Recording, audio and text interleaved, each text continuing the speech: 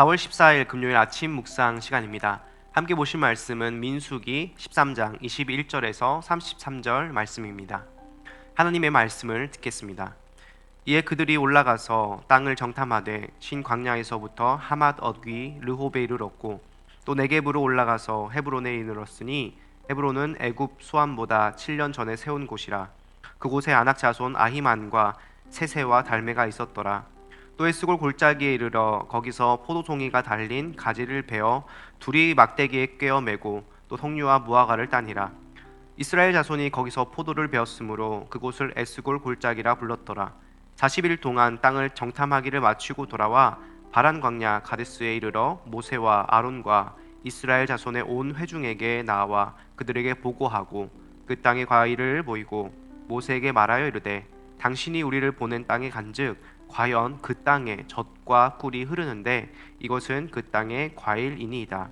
그러나 그 땅 거주민은 강하고 성읍은 견고하고 심이 클 뿐 아니라 거기서 아낙 자손을 보았으며 아말렉인은 남방 땅에 거주하고 헤딘과 여부스인과 아모리인은 산지에 거주하고 가나안인은 해변과 요단가에 거주하더이다. 갈렙이 모세 앞에서 백성을 조용하게 하고 이르되 우리가 곧 올라가서 그 땅을 취하자 능히 이기리라 하나 그와 함께 올라갔던 사람들은 이르되 우리는 능히 올라가서 그 백성을 치지 못하리라.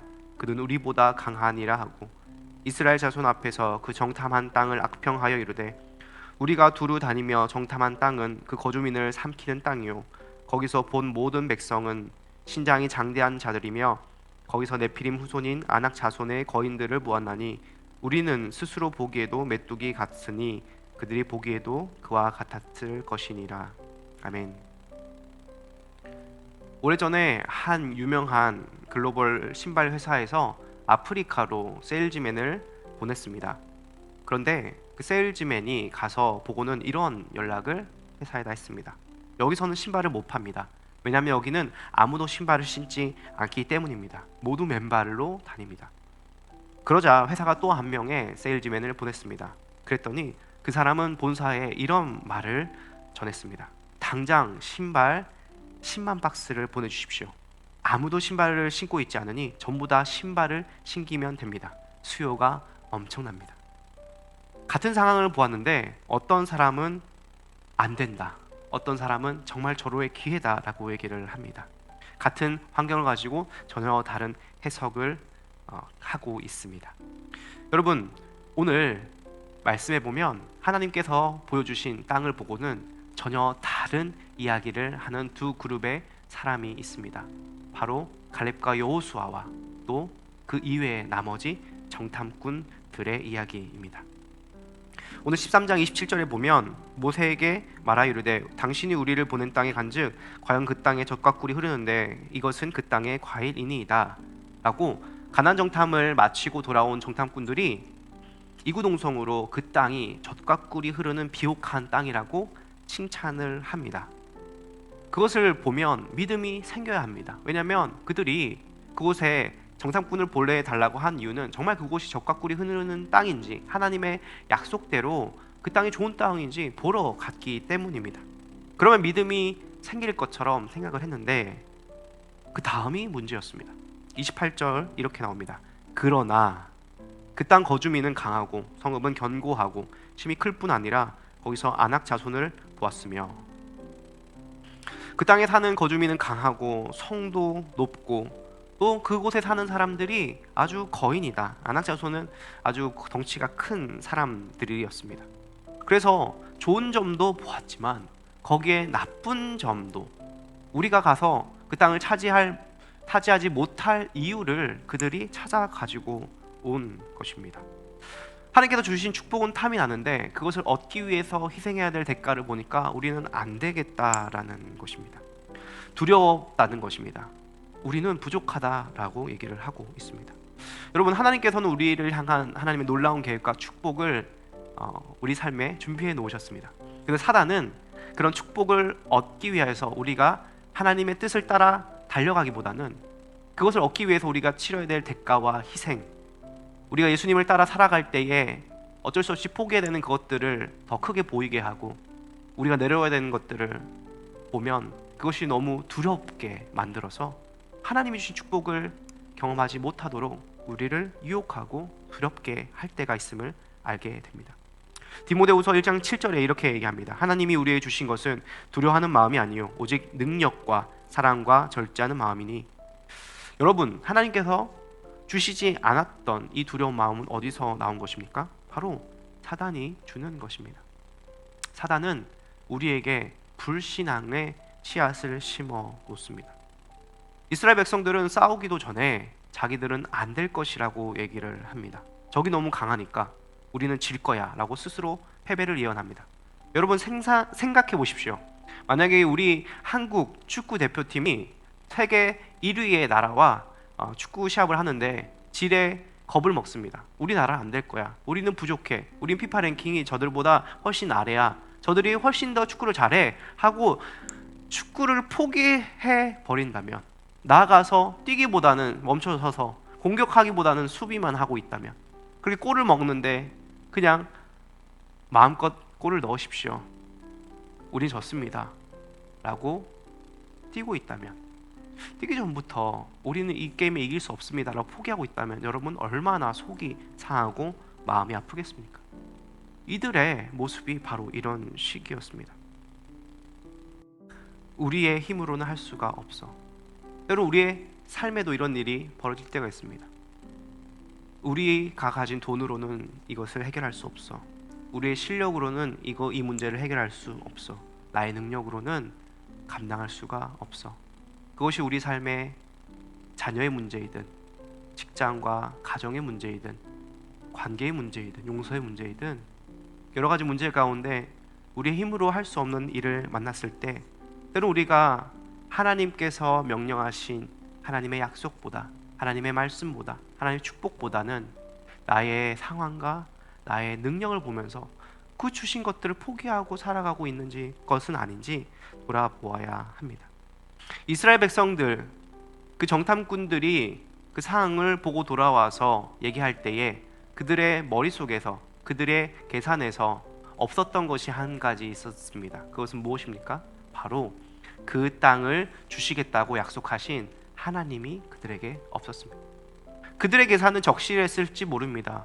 그 땅 성읍을 높고 그 땅 사람들은 강해서 우리가 이길 수 없는 것이 적실한 판단이었을지 모릅니다. 그러나 그들에게 살아계신 하나님께서 함께 하신다는 사실을 그들은 잊어버렸습니다. 여러분, 믿음은 다른 것이 아니라 바라보는 것입니다. 누구를 바라보는 것입니까?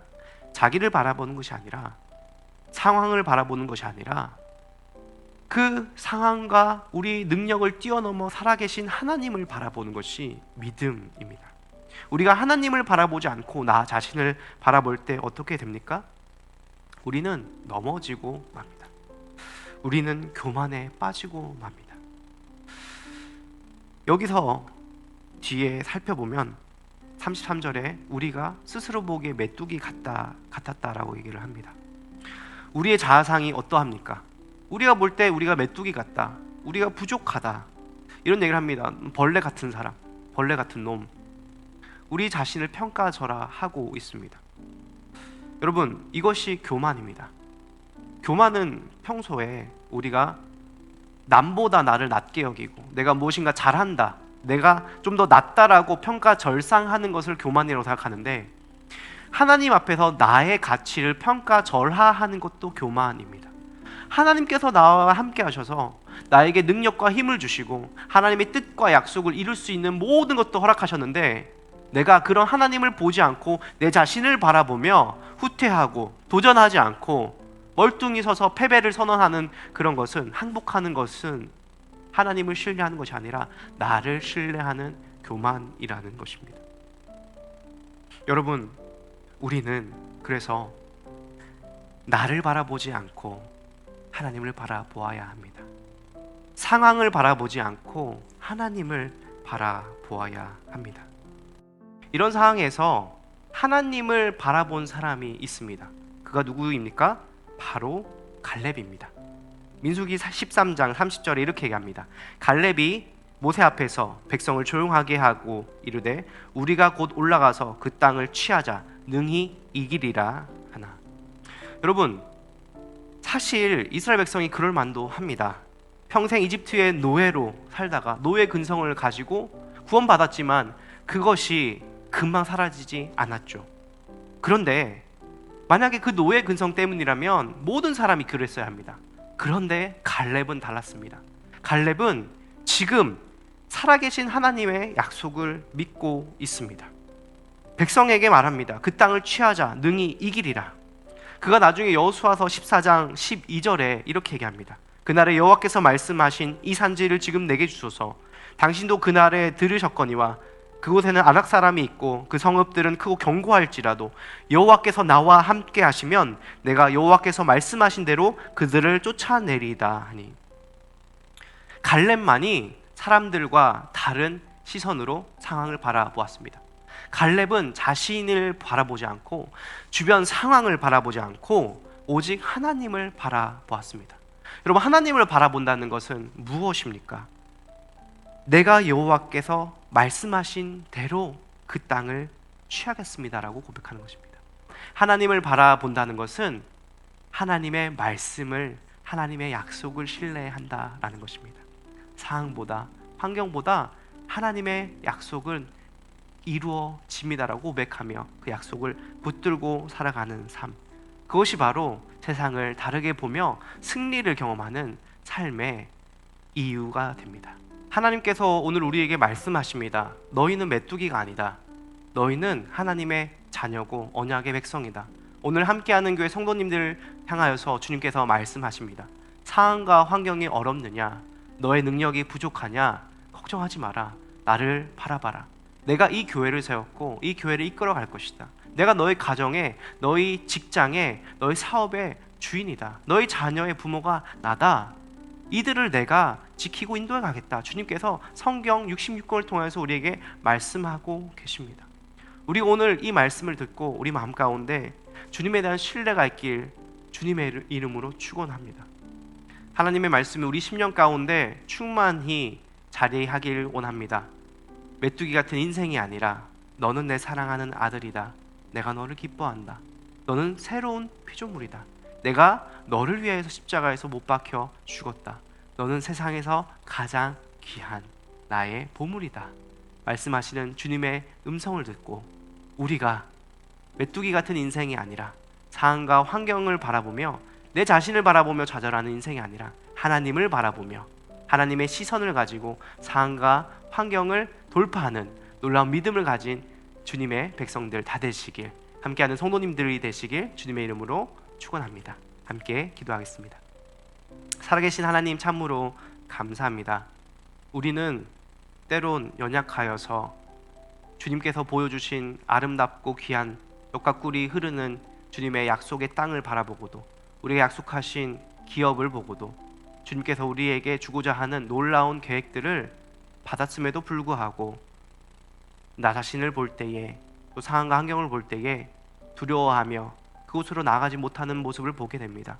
그런 우리를 불쌍히 여기시고 기다리시는 주님, 오늘 우리에게 이 말씀을 통하여서 깨닫게 하시고 우리가 주님을 의지하며 나를 바라보는 것이 아니라, 상황을 바라보는 것이 아니라 하나님을 바라보며 하나님의 말씀을 의지하여 돌파하는 신앙을 갖는 함께하는 성도님들 다 되게 하여 주시옵소서.